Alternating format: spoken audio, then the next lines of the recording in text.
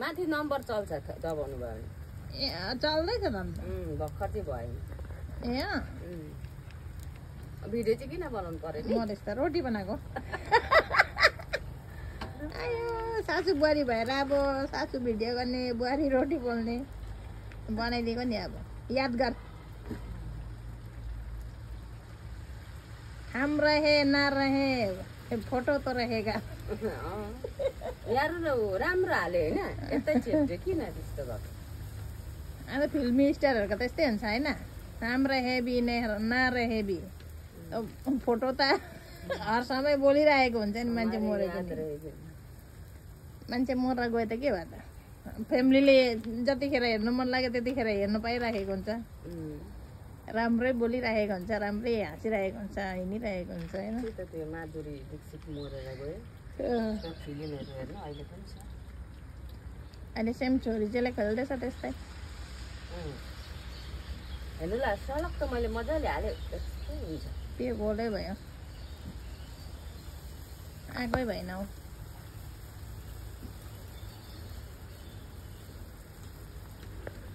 आग नहीं हुआ आग नहीं हुआ बुतुतु निकलाया फिजे फिस तेल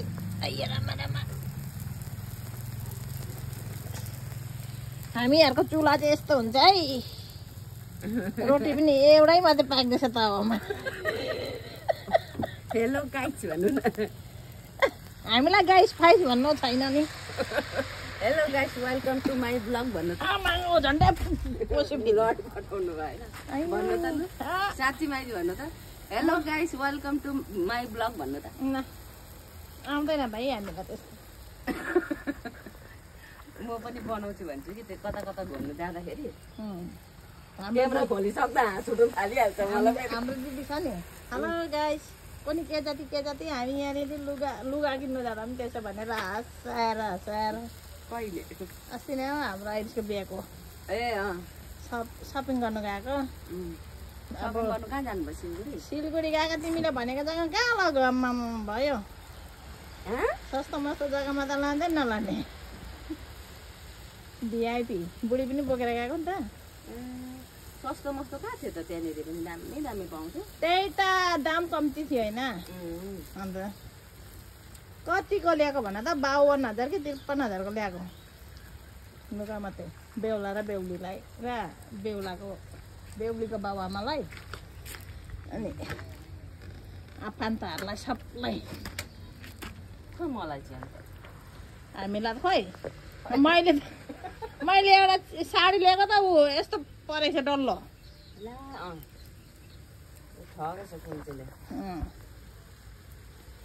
अनि ऊ माथि जेठानी दिदीलाई पनि त्यस्तै ल्याएको देउरानी जेठानीले एउटै कलरको साडी ल्याएको उसको पनि त्यस्तै खुम्चेछ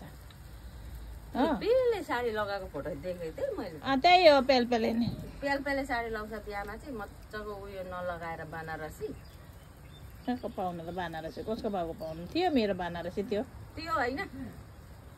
कुन चाहिँ एउटा ल्याउनु हुन्थ्यो 700-800 रुपियाँमा पनि पाइहाल्छ मजाको त्यही भनेर मैले त्यो बाहिर दोकानमा अर्को दोकानमा त्यही जिनिस 2500-3500 भनेको जग्गामा त्यो जग्गामा उयसमै पाउँछ 800-900 होलसेलरकोमा देखाइदिएको अरे त्यहीँ जाउँ भनेको त अन्त नजाने हेरे नि त हो त्यही लागि त तिमीलाई बोलाएको थियो मैले आऊ न भनेर कान्ते भ्याकै लाग्यो भनेर आफैले लेखेर ताने होइन अनि 1 महिना काम पाएको थिइनँ मैले वहाँ गएर मैले त्यही भनेर चाहिँ तिमी आयो भने इन्जोय पनि हुन्छ मस्ती पनि गर्नु पाइन्छ लुगाफाटा पनि कता कता सस्तो पाउँछ त्यता लिएर जान्छ आऊ न बढी भनेर त नै माना त क्या गरे तपाईँ होइन त्यतिखेर भर्खर काममा लागेको थिएँ अनि मैले भने आयुषको बिहा अरे यसो 1000 रुपियाँ जस्तो हाल्दैन भनेर बहिनीहरू पनि छँदै छ त भाइको बिहा बेलासम्म त भन्नु थाल्यो होस् न त भनेर केही भनिनँ मैले न कुरा गरेको थिइनँ